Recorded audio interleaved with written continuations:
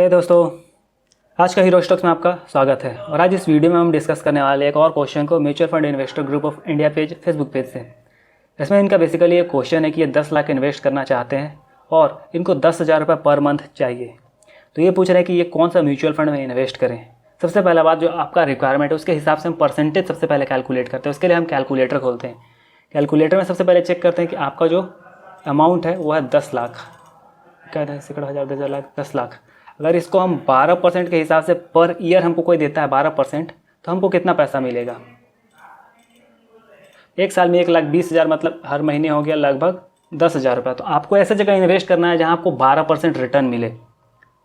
तो mutual fund में बहुत सारा म्यूचुअल फंड है जो आपको आराम से 12% रिटर्न दे सकता है। लेकिन अगर आपको कुछ नहीं पता है तो आप इंडेक्स फंड में जाए, वहाँ से आपको 12% रिटर्न मिल जाएगा। लेकिन दिक्कत से भी इतना है कि आपको वहाँ से कंटिन्यूस 10,000 रुपये वापस नहीं मिलेगा। आपको ये चीज़ दिमाग में रखना है कि आप अगर कंटिन्यूस सोचिएगा कि हम हर महीना 10,000 वापस निकालते रहे ताकि मेरा घर खर्चा चल सके, तो वो काफ़ी ख़राब डिसीजन होगा। सबसे पहले आपको इन्वेस्टमेंट में ये चीज़ ध्यान रखना है कि इमरजेंसी फंड आपके पास होना चाहिए।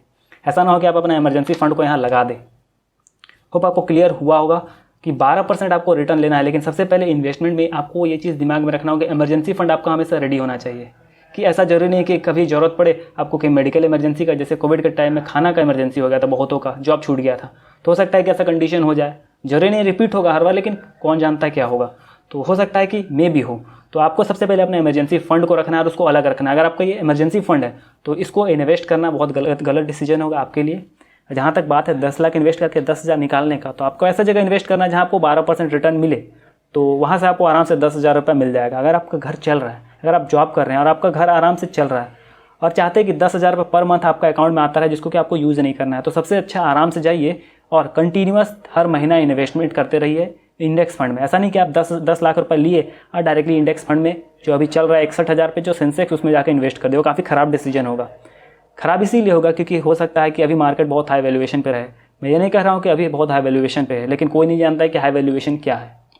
ओवरऑल कहने का मतलब है कि आप कभी भी इंडेक्स फंड में इन्वेस्ट करें तो एक ही बार में सारा अमाउंट इन्वेस्ट न करें। आप क्या करें कि आप 3 साल 4 साल में उस अमाउंट को तोड़ लें। सपोज मान लेते हैं कि आप 10 लाख इन्वेस्ट करना चाहते हैं, तो क्या कीजिए कि आप 2.5 लाख रुपये इन्वेस्ट कर दीजिए। 2.5 लाख रुपये इस साल इन्वेस्ट कीजिए, 2.5 साल अगले साल इन्वेस्ट कीजिएगा 2.5 लाख, उसके अगला साल फिर 2.5 लाख, उसके अगला साल।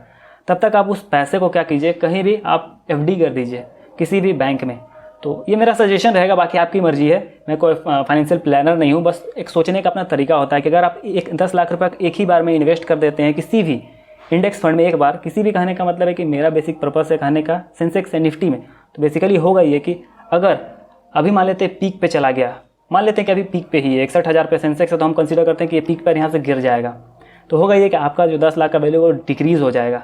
तो मैंने चाहता कि आप कभी इस साइकोलॉजिकल इम्बैलेंस की स्थिति में आए कि आपको बेचना पड़े, क्योंकि साइकोलॉजी बहुत अजीब चीज़ होता है। अगर आपको इसके बारे में नहीं पता, आप नहीं पढ़े हैं, तो आप उसके बारे में पढ़ ले। बहुत एक इंसान कैसे काम करता है ये अलग तरीके से आपको सोचना सिखा देगा। अगर आप हर जगह इसको कंट्रोल नहीं कर पाइएगा, लेकिन आपको कुछ आइडिया हो जाएगा कि इंसान का दिमाग कैसे काम करता है। ओवरऑल अगर आपको क्या करना चाहिए, बेसिकली आप क्या कीजिए, अपना जो ओवरऑल पैसा है उसको, मोस्ट ऑफ द पैसा को आप पहले बैंक FD में कर दीजिए और कुछ पैसे को कंटिन्यूस इंडेक्स फंड में इन्वेस्ट करते रहे। अगर आपको कोई म्यूचुअल फंड पसंद आता है, बेसिक कहने का मतलब कि आपको कोई म्यूचुअल फंड मैनेजर पसंद आता है, तो उस पर आप इन्वेस्ट कर सकते हैं। आप सबसे पहले इंडेक्स फंड में कुछ पैसा इन्वेस्ट करना शुरू कीजिए कंटिन्यूस। ऐसा नहीं कि 1 लाख इन्वेस्ट कर दिए एक ही बार में, 10 हज़ार 15 हज़ार करके करते रहिए।